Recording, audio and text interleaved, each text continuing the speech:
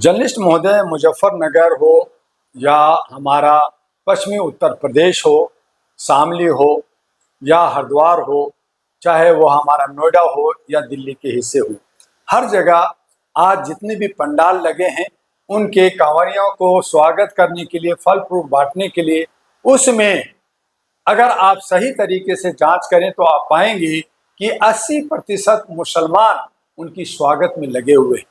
उनके सारे पंडाल, उनके जो है बांस बलियां बांधने में मुसलमान के लोग लगे हुए हैं।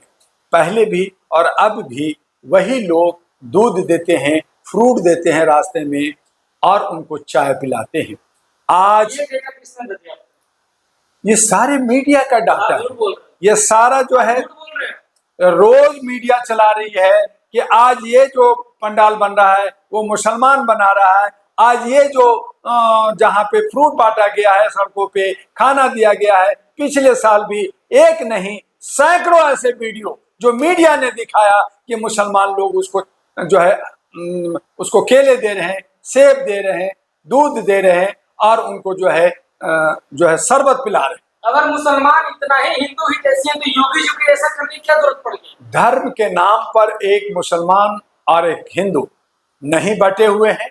ये लोग एक दूसरे को साथ देते हैं और यही वजह है कि जब रमजान होता है तो रमजान में रोजा खोलने का, अफ्तार खोलने का तमाम नेता और बहुत सारे पार्टियां अफ्तार पार्टी करती है और दिवाली में सभी हिंदू और मुसलमान मिलकर पटाखे और ईद मनाते हैं। ईद के दिन सब गले मिलते हैं। हमारा दुर्गा पूजा, लक्ष्मी पूजा, सरस्वती पूजा होता है तो सभी छात्र का एक जात होता है। छात्र के अंदर हिंदू मुस्लिम नहीं होता, वो सब मिल कर करके प्रसाद बांटते हैं, पूजा करते हैं। लेकिन आज जिस तरह से योगी जी उत्तर प्रदेश में और देश के प्रधानमंत्री मोदी जी और आरएसएस ने जो ये सोच पैदा कर दिया है कि हिंदू मुस्लिम को दरकिनार करना है, एक को दो दर्जे का बनाना है, इनके बीच में हम हिंदू मुस्लिम कर करके चटकारे लेना है, एक दूसरे को लड़ाना है, मजे लेना है और मीडिया को भी खूब टीआरपी मिल रहा है।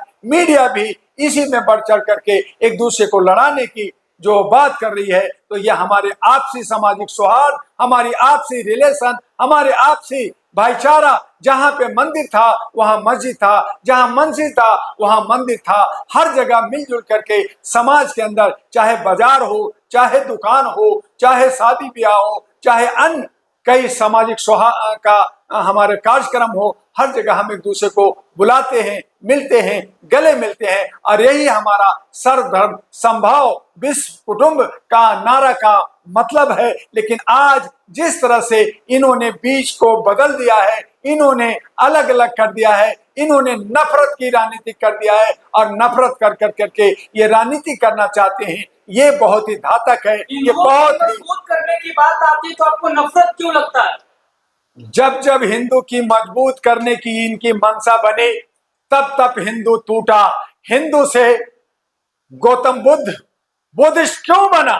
क्योंकि आपने हिंदू में इतना जो है कड़वाहट पैदा कर दिया है, इतना जो है आपने उस पर वर्चस्व बना रखा है, इतना जो है छुआछूत से आप छुआछूत का, आप भेदभाव का आपने जो है उसके अंदर अपना जो है अहम पैदा कर दिया है, इतना जटिल बना दिया है कि वो आम नागरिक से दूर होता है। उनको डरा करके, उनको सहमा करके, उनको भगवान का और मंदिर मस्जिद का डरा करके आप बांध तो जरूर रखा है, लेकिन आप वहां तक पहुंचने नहीं देते। आप दलितों को, शोषितों को, वंचितों को, इनको मंदिर में प्रवेश नहीं देते। आप उनके लोगों को पुजारी नहीं बनाते। आप सुप्रीम कोर्ट के चीफ जस्टिस जजेस आप दलित शोषित को नहीं बनाने देते।